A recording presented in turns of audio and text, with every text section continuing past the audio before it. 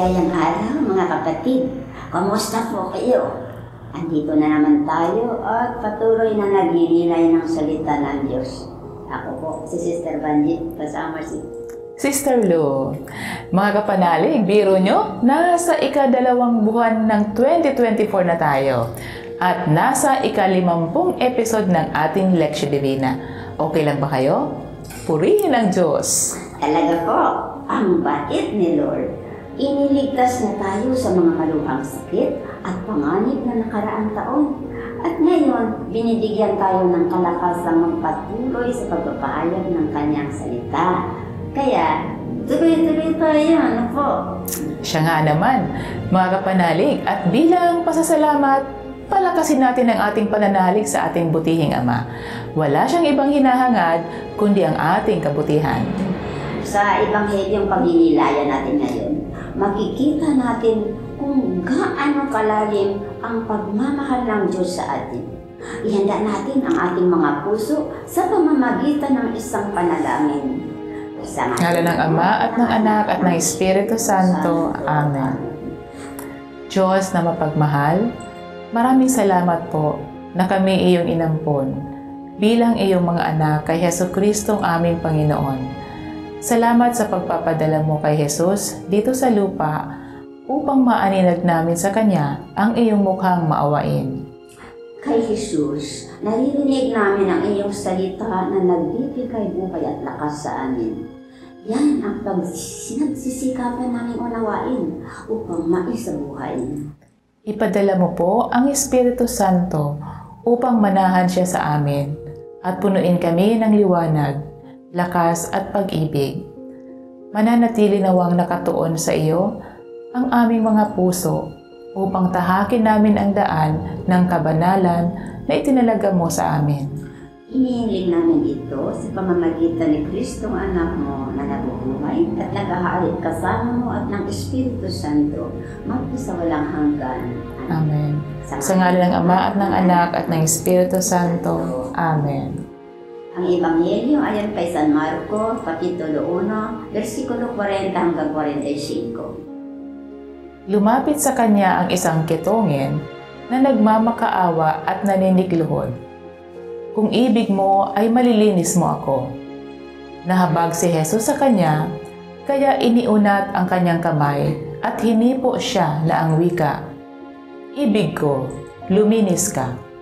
At biglang nawala ang ketong at luminis siya. Ngunit mahigpit siyang pinagbilinan ni Jesus at pinaalis siya agad na ang wika. Huwag mong banggitin ito kanino man. Sa halip ay pakita ka sa pare at mag-alay ka alang-alang sa iyong pagkalinis ng handog na ipinag-uutos ni Moises bilang patotoo sa kanya. Natapwat lumabas siya at sinimulan ang malakas na pagbabalita at pagpapahayag ng nangyari.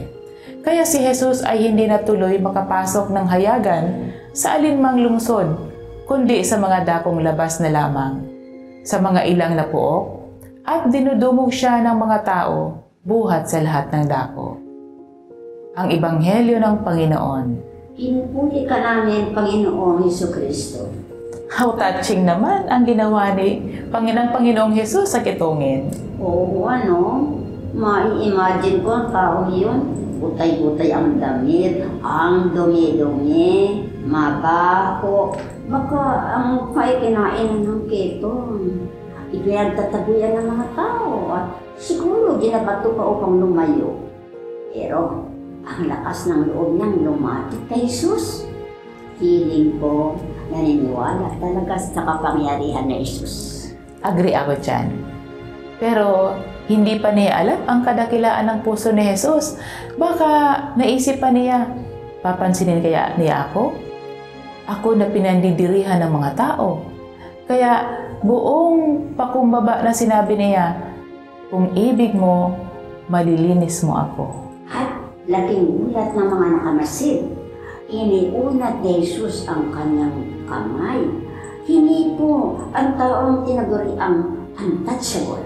At sinabi ang magic words, "Ibig ko, luminis ka."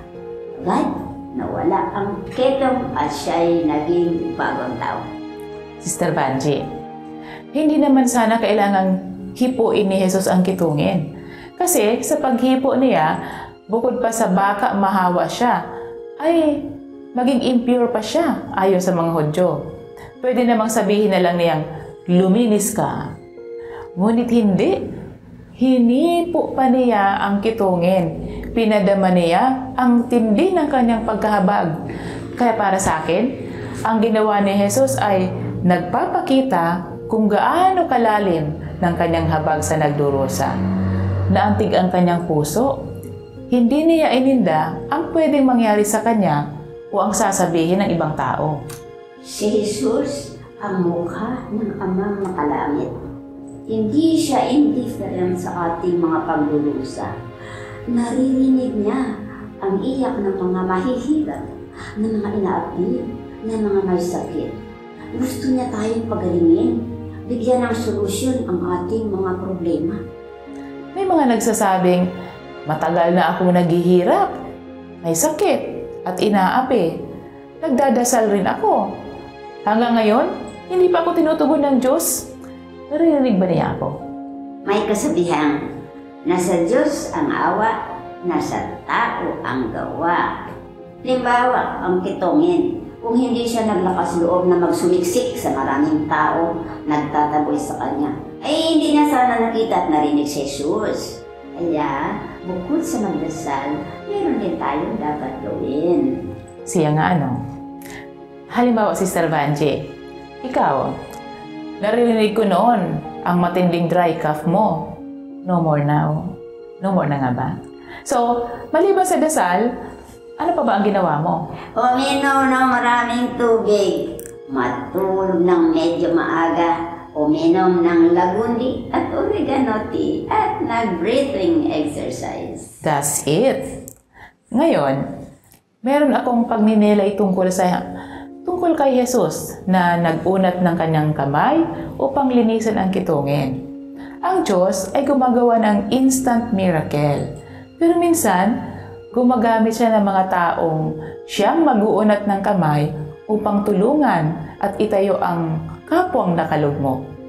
Mga kapanalig, naranasan na ba ninyo ito? Iyan bang hirap na hirap ka at biglang may taong dumating at tumulong sa iyo? Naalala ko tuloy nung ako'y batang madre pa. Nag-travel ako mag-isa from Philippines to Rome through team travels.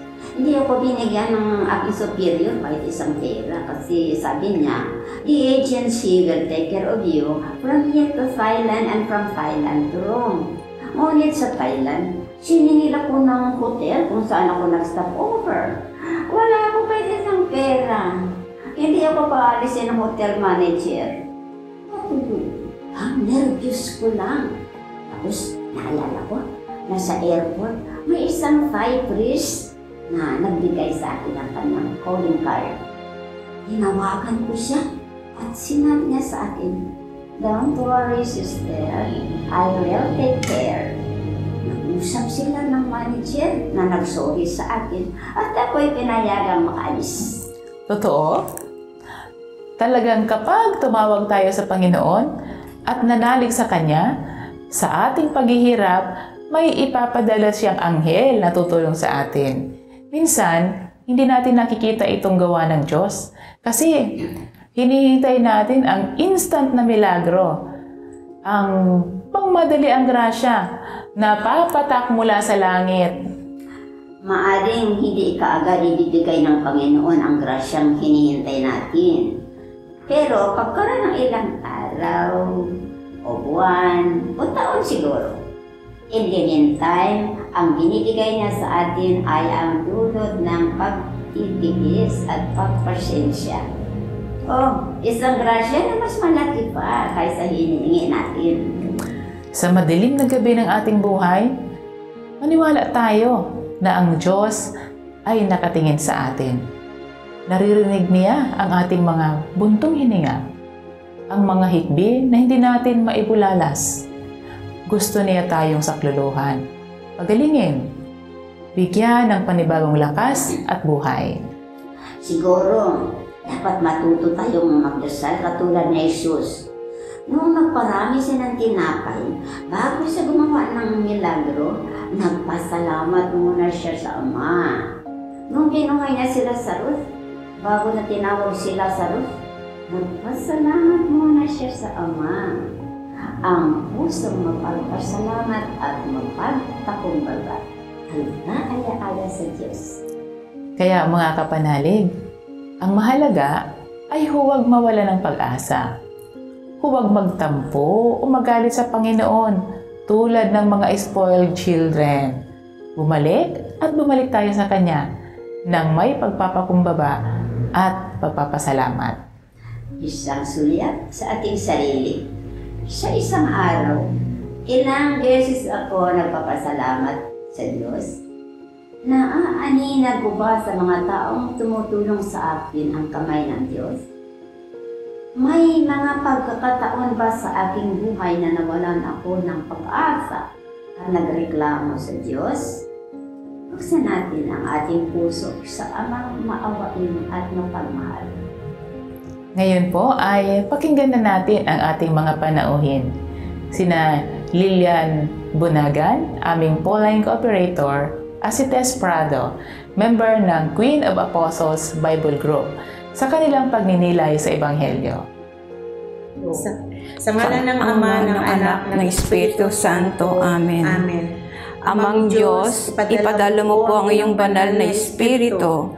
Tulungan mo po akong magnilay sa iyong salita na may pananampalataya. Itanim mo sa aking puso ng may pag-asa at isabuhay ito ng buong pagmamahal ayon sa halimbawa ni Kristong anak mo na nabubuhay kasama mo ang Espiritu Santo magpasawalang hanggan. Amen.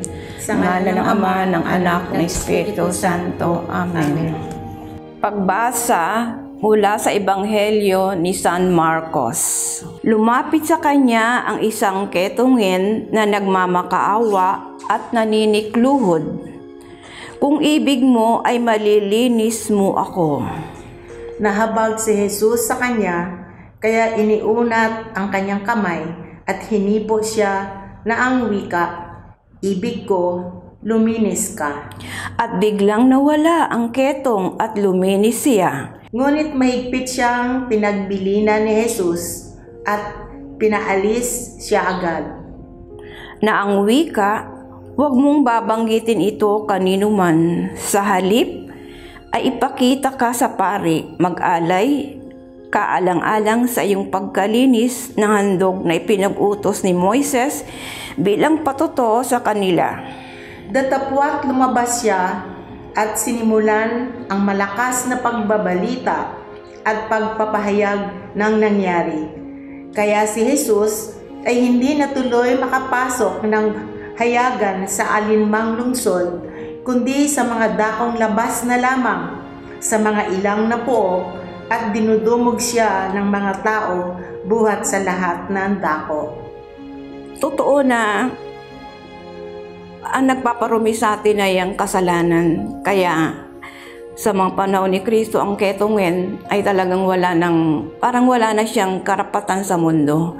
Ngunit dahil sa kabutihan ng Panginoon at tabag niya, ay sinuportahan niya sinabi ng ketungin na kung gusto niya luminis siya. Ito nga luminis nga yung ketungin. Kung ilalagay ko ang sarili ko sa ketong na yon na pinagaling ako ng Panginoon, syempre, tuwa at galak ang napunta sa puso ko. Biro mo, Panginoon, pinagaling ako sa sakit at karamdaman. Syempre, hindi ko mapipigil yung sarili ko na ipamalita na ganito ang ginawa ng Diyos sa akin. Pinagaling niya ako, pinatawad niya ako sa kasalanan ko.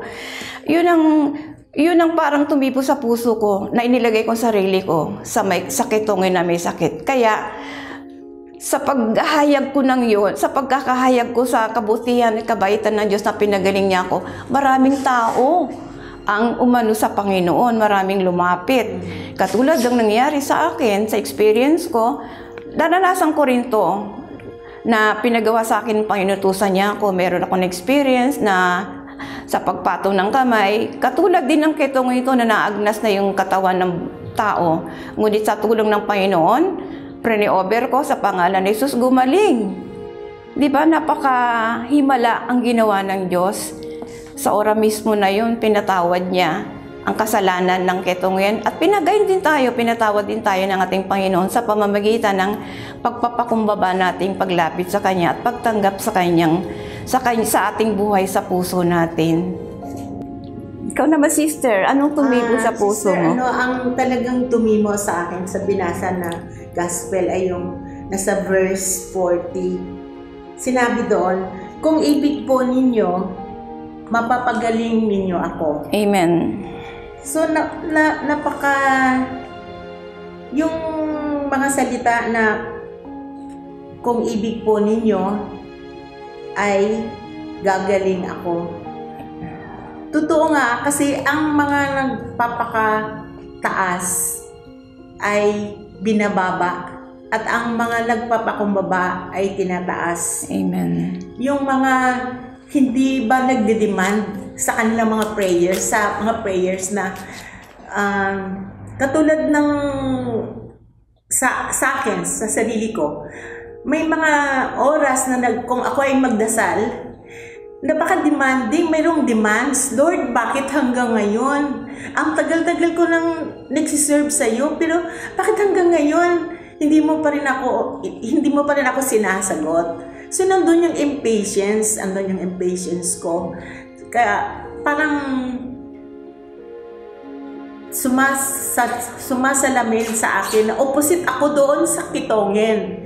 Hindi katulad ng kitongin na nagpapakumbaba. Kaya naisip ko na I am guilty of that.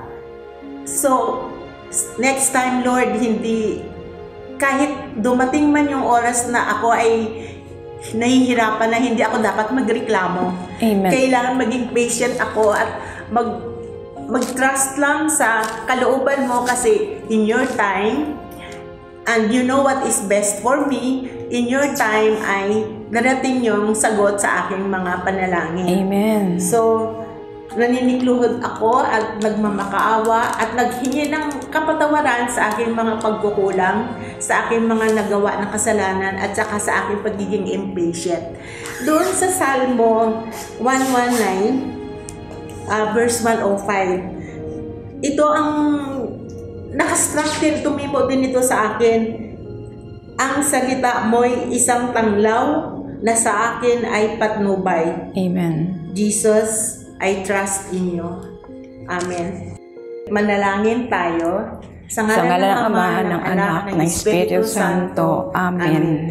Panginoon, tulungan mo ang iyong salita ang maging tanglaw sa aking landas.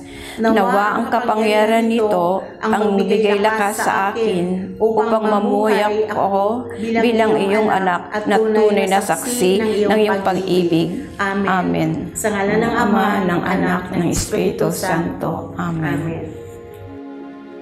Maraming salamat, Lilian at Tess, sa inyong taus-pusong sharing sa Ebanghelyo. Nawa, diligin ang salita ng Diyos araw-araw ang ating pananalig sa Ama na nagmamahal sa atin ng labis. At maibahagi rin natin ito sa ating mga kapatid. Okay, maraming salamat po sa inyong lahat na nakasama namin ngayon at patuloy na sumusubaybay dito sa ating Lectio Divina. Alaala namin kayong lahat sa aming panalangin. At muli, inaanyayahan namin kayong sumali, mag-subscribe sa aming YouTube channel at mag-like, follow at share sa aming Facebook pages. Maraming salamat din po sa inyong suporta sa aming mission sa Bible Ministry. Pagpalaan niyo kayo ng ating Panginoon. At sa mga nais pang tumulong, maaari po kayo mag-deposit sa mga sumusunod na bank accounts. Bilang pagtatapos, magpasalamat tayo sa paggabay ng ating Panginoon. Alalahanin natin ang mga nagdurusa, ang mga biktima ng kalamidad at digmaan, ang mga may sakit, ang mga gumagawa ng kabutihan, ang mga pinuno ng simbahan at ng pamahalaan, at ang mga tagapagtanggol ng hustisya, ng kapayapaan at ng kasarinlan. Pagpalain nawa tayo ng Panginoon. Manalangin tayo. Sa ngalan ng Ama at ng Anak at ng Espiritu Santo. Amen. Amang minamahal, araw-araw ay nililikha mo kami ulit. Jesus na manliligtas, araw-araw mo kaming tinutubos sa aming mga kasalanan. Espiritu Santo, araw-araw ay binabago mo kami. Luwalhati sa iyo, Santissima Trinidad. Maraming salamat po sa paghirang sa amin na iyong mga anak at sa pagtalaga mo sa amin sa misyon na magpalaganap ng iyong kaharian dito sa lupa. Espiritu Santo, paigtingin mo po ang aming pananampalataya, pag-asa at pagmamahal upang kami naging tapat at matatag na lingkod, tagapagpahayag ng salita sa halimbawa ni Jesucristo, aming Panginoon. Ipinauubaya namin sa iyo sa tulong ni Maria Santissima ang aming mga mahal sa buhay, ang mga kapatid sa pananampalataya, lalo na ang higit na nangangailangan. Hinihiling namin ito sa pamamagitan ni Kristong anak mo na nabubuhay at naghahari kasama mo at ng Espiritu Santo. Amen. Luwalhati sa Ama at sa Anak at sa Espiritu Santo, para noong unang-una, ngayon at magpakailanman. Amen. Sa ngalan ng Ama at ng Anak at ng Espiritu Santo. Amen. Mga kapatid, muli, salamat po. Lagi nating alalahanin. Mahal tayo ni Lord. Purihin siya ngayon at magpakailanman. See you next first Wednesday of March at 6 p.m. Here in this FB page and YouTube. We are here to provide a new way of communicating and proclaiming the gospel.